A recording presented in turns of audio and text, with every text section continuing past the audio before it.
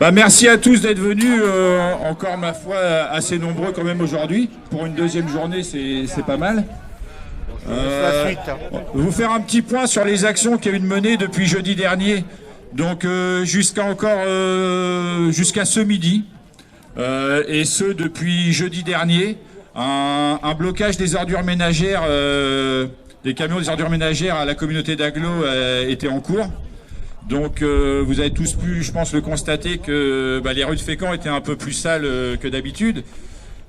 C'est une très belle action. Il y avait des années que ça s'était pas vu à Fécamp, notamment les 2 premiers jours où il y avait les 3/4 des agents des ordures ménagères qui étaient en grève aux côtés des militants CGT et des Gilets jaunes. Parce que ça c'est important aussi, c'est que pour la première fois, on va dire, il y a vraiment eu une vraie action en commun Gilets rouges, Gilets jaunes, qui s'est très bien passé. Il y a eu un rapprochement qui s'est fait, donc c'est très positif. Ça augure de belles choses pour l'avenir.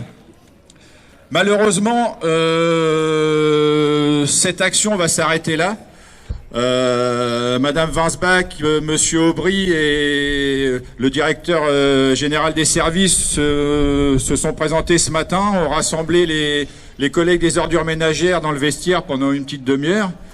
Ils sont venus nous voir après. Donc on a échangé quelques amabilités que je vous expliquerai les gros signes tout à l'heure. Toujours est-il que derrière, les gars nous ont demandé de venir les voir. Et effectivement, Winsbach a menacé de faire intervenir une entreprise privée pour venir effectuer le ramassage des ordures ménagères. Donc la crainte des collègues, c'est qu'effectivement que sur le long terme, ça se pérennise et que ça soit encore la fin d'un service public au profit d'entreprises privées.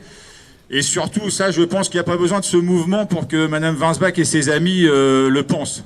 Ils le pensent sur un tas d'autres services, comme la piscine, comme la restauration, qui est revenue il n'y a pas si longtemps que ça. Ils y pensent aussi à la refourguer au privé. Il n'y a pas besoin de ce mouvement-là pour que ces élus-là pensent à ça. Par contre, il y a une réalité, pour le coup, c'est qu'il y a énormément de contrats précaires dans ce service, et notamment des contrats soit à la journée, soit à la semaine.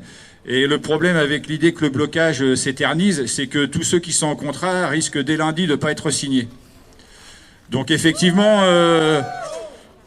nous, on n'est pas là non plus pour que des gens perdent leur emploi. Donc on leur a dit qu'effectivement, qu'on pensait que c'était pas la bonne solution, parce qu'on a vraiment senti Madame Winsbach en difficulté ce matin. Et pour ceux qui la connaissent, c'est pas toujours évident de la mettre en difficulté.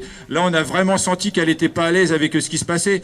Donc je pense que malheureusement les collègues ont raté une bonne occasion d'obtenir quelque chose. Là, le rapport de force était en train de se faire, le bras de fer venait juste de s'engager, et je pense qu'on était bien parti pour obtenir des choses. Alors effectivement, on n'allait pas faire retirer la réforme des retraites au niveau des ordures ménagères de Fécamp, mais en tout cas pour les collègues des ordures ménagères, on aurait pu obtenir un certain nombre de nouveaux droits, et notamment la mise en stage de tous les contrats précaires. C'est pas grave, c'est que partie remise, c'est quand même magnifique ce qui a été fait. Je pense que tous les copains qui étaient là depuis presque une semaine, on est tous fiers de ce qu'on a fait. Voilà. On va réfléchir, on va se voir après la manifestation. Ceux qui le souhaitent peuvent se joindre à nous. On va faire une assemblée générale pour du coup envisager de nouvelles formes d'action à partir de demain. Dès demain, on va pas baisser les bras, on va continuer. Quand même rappeler quelques propos de Madame Winsbach ce matin. Donc nous, déjà, depuis vendredi, on l'a rencontrée pour lui remettre nos revendications. Et on lui a reposé la question ce matin. On lui a demandé clairement, en tant que déjà citoyenne, dans un premier temps, et dans un deuxième temps, en tant qu'élue de la République, quel était son avis sur cette réforme des retraites. Alors effectivement, elle a refusé de s'exprimer. Elle a dit qu'elle n'avait pas à nous dire ce qu'elle pensait de cette réforme, ce qui est quand même un comble. Elle se vantait d'être élue par le peuple. Ce matin, à s'adresser quasiment qu'à moi, alors qu'il y avait plein de gens qui n'avaient pas de gilet rouge qui étaient là. Eux, c'est le peuple, comme je pense qu'elle l'entend, elle ne s'adressait même pas à eux. Donc, en tout cas, je pense que son refus, effectivement, de soutenir la lutte des travailleurs, en notamment leur payant leur journée de grève, ça aurait été un signe qu'effectivement, à s'opposer à cette réforme. Là, refusant ça et être prêt à payer une entreprise privée pour faire le boulot, en fait, c'est juste une casseuse de grève. Voilà, on connaît sa position. Elle est pour cette réforme. Et d'ailleurs, ce qui est intéressant, c'est que On lui a rappelé quand même ses amitiés qu'elle avait avec un certain Bruno Le Maire. Et quand on connaît les positions qu'a pu tenir Bruno Le Maire lors de la primaire de la droite, on se faisait une petite idée des idées de Madame Weinsbach. Alors elle a cru intelligente de dire qu'aujourd'hui, elle se sentait plus proche d'Édouard Philippe que de Bruno Le Maire. Donc je suis pas sûr que devant des militants CGT et des Gilets jaunes, c'était ce qu'il fallait dire. Mais en tout cas, voilà, on a la réponse. Elle se sent proche d'Édouard Philippe, donc elle est pour cette réforme. Donc voilà, ça c'était pour parler de Mme Weinsbach, on va pas s'y attarder. Elle nous a quand même rappelé qu'elle ne faisait que 1500 € d'indemnité au niveau de la mairie et qu'elle faisait 70 heures par semaine. Alors moi, j'ai noté aussi qu'effectivement, elle fait 1500 € en tant que maire de Fécamp, mais elle est aussi présidente de la communauté d'Aglo, donc je pense qu'elle touche un petit quelque chose aussi.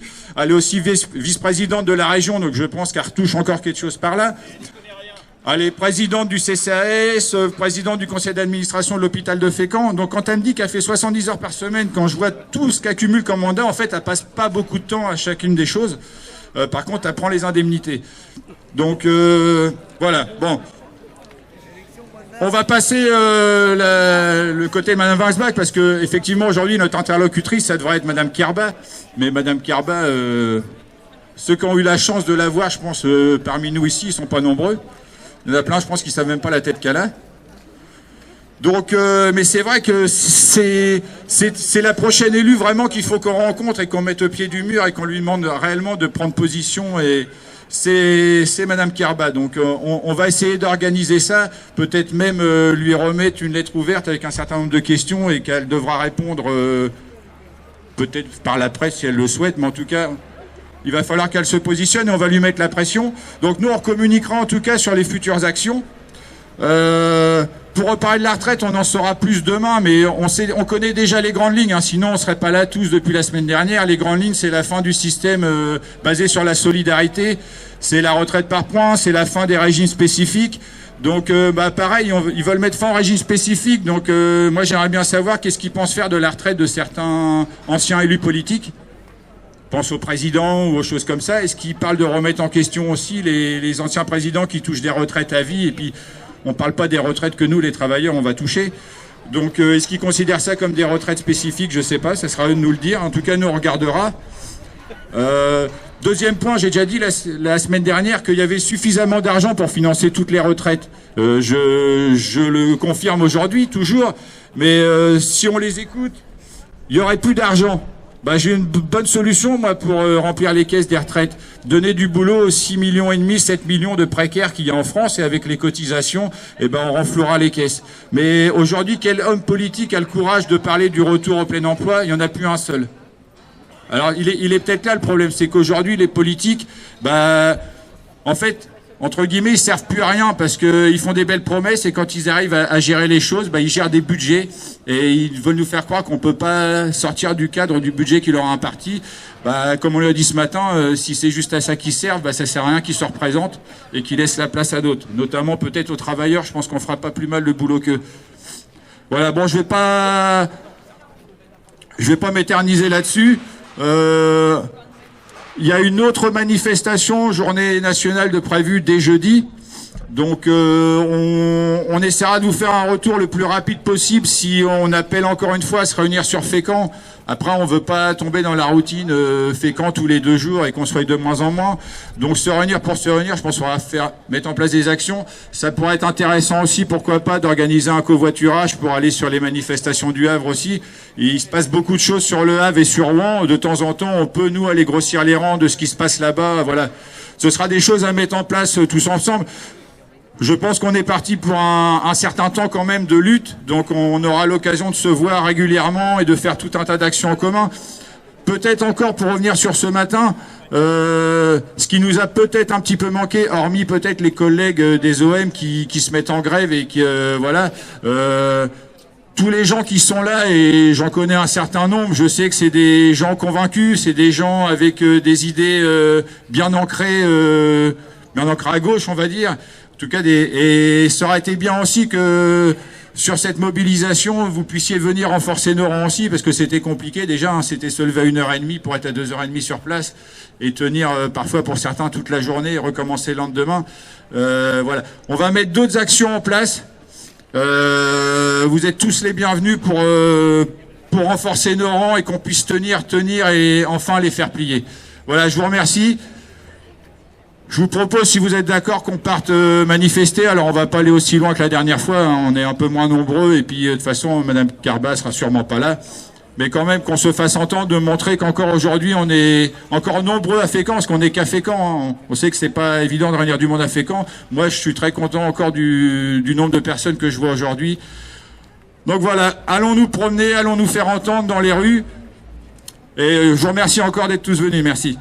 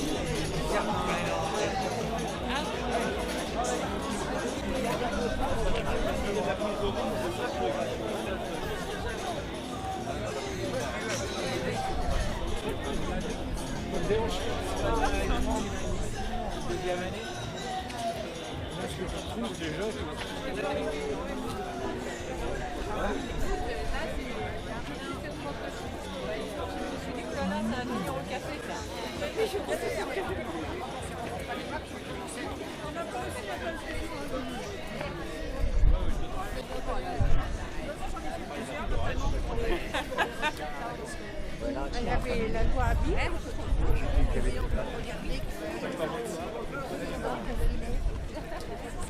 Donc l'autre fois il n'y avait pas de délai, mais là à mon avis c'est...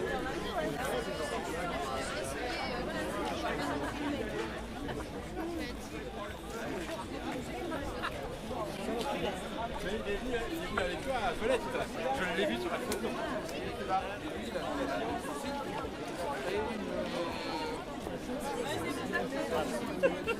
Si jamais tu as besoin d'un mal au bras, tu peux appeler sur ça.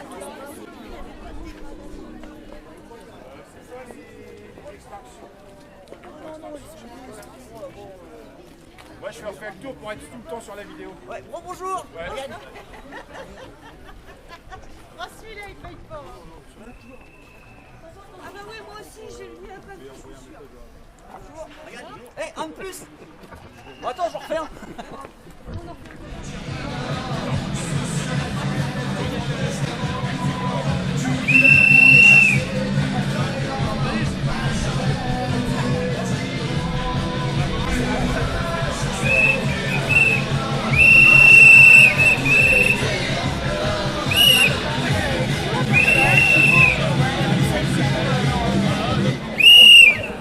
Les vieux dans la misère, les jeunes dans la galère, on n'en veut pas de cette société-là, on n'en veut pas de ces dirigeants-là, les vieux dans la misère, les jeunes dans la galère, on en veut, qui est précaire, la baisse des fonctionnaires, on n'en veut pas de cette société-là, on n'en veut pas de ces dirigeants-là, les salariés précaires, la baisse des fonctionnaires, on n'en veut pas de cette société-là, on n'en veut pas de ces dirigeants-là, les retraites de misère, la baisse des salaires, on n'en veut